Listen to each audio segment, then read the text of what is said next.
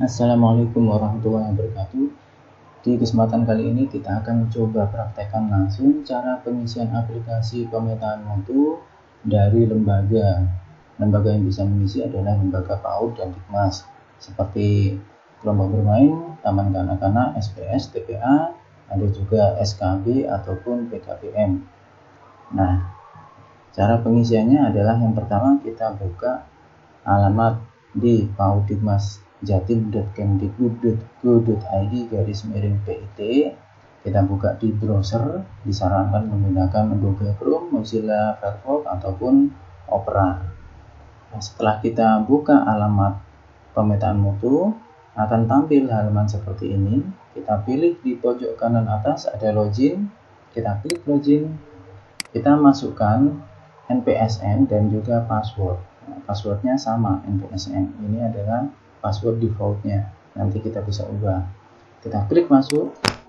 Nah, di sini kita diberikan pilihan untuk mengisi pemetaan mutu, ada instrumen, ada pilihan jawaban, ada juga petunjuk. Nah, bagaimana cara pengisi, bagaimana standar atau instrumen ini dikatakan memenuhi, ada petunjuknya di bagian kanan, simbol tanda tanya. Kita bisa lihat apakah harus mempunyai semua dokumen, salah satu, atau seperti apa.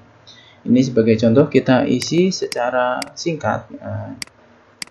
Kita sampling aja, kita coba isi sebisanya. Nah, setelah kita isi akan langsung muncul keterangan memenuhi atau tidak memenuhi. Nah, di sini ada yang tidak memenuhi karena di sini syaratnya semua aspek, lembaga baru ada satu aspek yang ada dokumennya. Jadi di sini yang dilihat adalah dokumen fisiknya ya, sudah ada atau belum.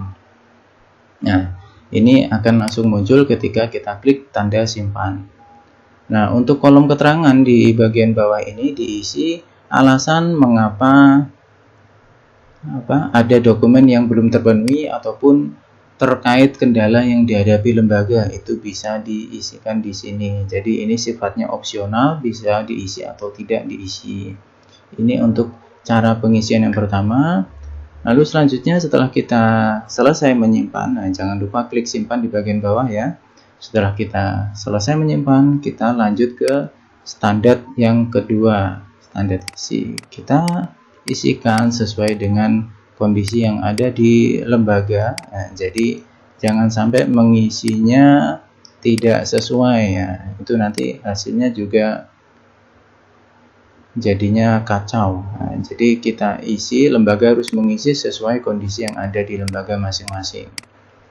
Tidak perlu takut apabila hasilnya kurang sesuai atau bisa dibilang banyak yang belum memenuhi, karena tujuan pemetaan ini bukanlah untuk penilaian. Pemetaan hanya untuk melihat bagaimana kondisi mutu di masing-masing lembaga itu seperti apa. Untuk tipe tabel ada sedikit catatan. Nah, jadi kalau mau menambahkan baris atau menambahkan data, klik tanda panah atau tanda plus di sebelah kiri yang warna biru, nanti akan muncul baris baru. Sedangkan kalau mau menghapus, kita pilih dulu baris yang mau dihapus, kita klik dulu, misalnya kita hapus baris kedua, baru kita klik tombol hapus di bagian bawah warna merah ini. Nah, untuk bentuk tabel seperti ini jangan lupa setiap ada perubahan tetap harus klik simpan di bagian paling bawah, ini untuk menyimpan hasilnya. Jadi ini akan langsung muncul. Yang tidak diisi dianggap tidak punya datanya, jadi otomatis akan menjadi tidak memenuhi. Nah, jadi jangan sampai terlewat. Pastikan semua instrumen dibaca dan dijawab sesuai kondisi yang ada, seperti itu. Kita coba sampling, kita sudah sampai ke standar 5 ya. Nah, jadi ada 8 standar. Nah, di sini untuk pemetaan mutu diwajibkan lembaga untuk mengisi sampai 8 standar. Ini posisi kita masih di standar 6, ada 3 yang belum, pengelolaan, pembiayaan, penilaian. Nah, ketika ada 3 atau ada 1 saja yang belum disimpan, maka untuk outputnya masih belum bisa dilihat. Seperti ini kalau kita lihat output di bagian bawah ada detail, ada agregat, kalau kita klik ini kosong semua. Nah, jadi memang hasil pemetaan mutu tidak akan terlihat apabila lembaga belum selesai mengisi. Ini bisa dilihat di bagian atas juga, ada simbol lonceng di atas. Nah, di sini kalau kita klik ada notifikasi standar mana saja yang belum disimpan. Nah, kita lengkapi dulu.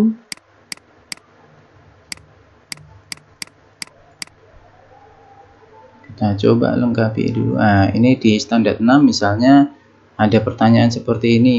Kelompok usia ini diisi sesuai dengan layanan yang diberikan. Apabila layanan di PAUD-nya cuma ada TK, nah berarti kan TK kelompok usianya mestinya 4-6. Yang diisi ya cuma 46 aja, misalnya jumlah anaknya 40, gurunya 8 misalnya seperti itu.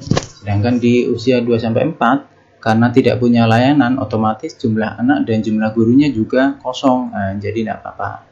Disesuaikan dengan kondisi lembaganya, punya layanan apa saja. Sama di lama belajar per hari per minggu juga begitu, diisi sesuai dengan kelompok usianya. Ini kita lanjut sampling, kurang 2 standar lagi.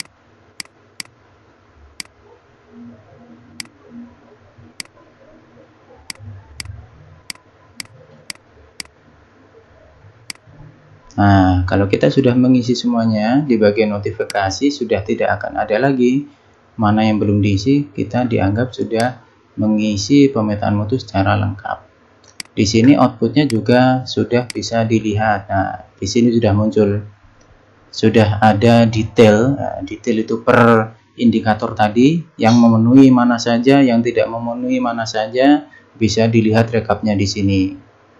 Sedangkan untuk agregat ini lebih ke grafiknya, prosentasenya dari 40 indikator ini yang memenuhi ternyata ada 22, 18 belum. Nah, jadi kalau dilihat grafiknya ada grafik per standar yang memenuhi berapa, tidak memenuhi berapa. Ada juga grafik jaring atau laba-laba. Nah, kalau kita melihat di jaring ini kan kelihatan ya, dari 8 ini yang perlu diperbaiki yang mana. Kalau di sini sekilas kan bisa disimpulkan standar PTK-nya ini masih kurang. Jadi yang paling tinggi ada standar pembiayaan dan juga sarpras, ini sudah cukup bagus. Jadi nanti apabila ada pembinaan, diarahkan pembinaannya ya yang kurang-kurang ini, mulai dari PTK, proses, isi, dan juga pengelolaan. Sedangkan untuk pembiayaan dan sarpras ini dianggap sudah lumayan ini, sesuai isian yang diberikan lembaga, isinya sudah lumayan bagus. Ini adalah rekap keseluruhan.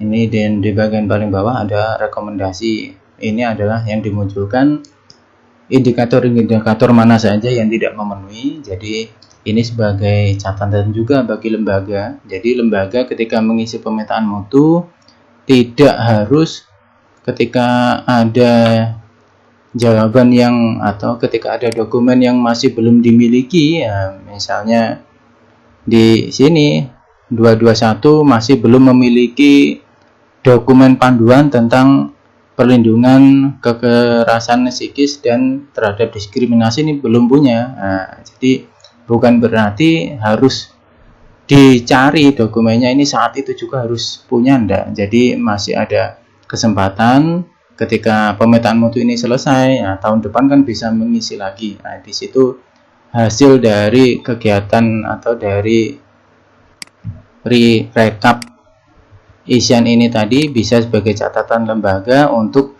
melengkapi di kemudian hari apabila memang tidak memungkinkan untuk perbaikan di waktu ini, entah karena keterbatasan sarana, keterbatasan SDM, atau yang lainnya. Begitu, ini adalah cara pengisian pemetaan mutu dari lembaga. Contohnya adalah lembaga PAUD. Nah, jadi kalau di lembaga Dikmas caranya juga hampir sama.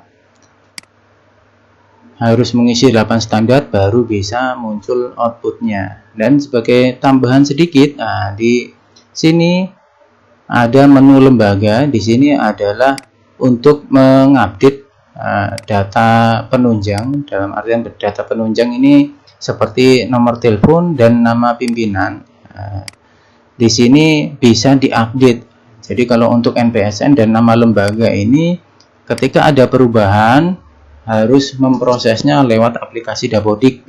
Di aplikasi ini tidak bisa merubah. Kalau aplikasi Dapodiknya sudah berubah, nanti aplikasi ini juga akan menyesuaikan untuk NPSN dan nama lembaganya. Sedangkan untuk nomor telepon, email, dan nama pimpinan ini kenapa kok disarankan untuk mengisi? Nah, ini untuk mempermudah koordinasi apabila nanti ada petugas dari BP Paudikmas mau berkunjung untuk supervisi ataupun mau diundang untuk kegiatan BIMTEK, yaitu kita sudah tahu kontaknya.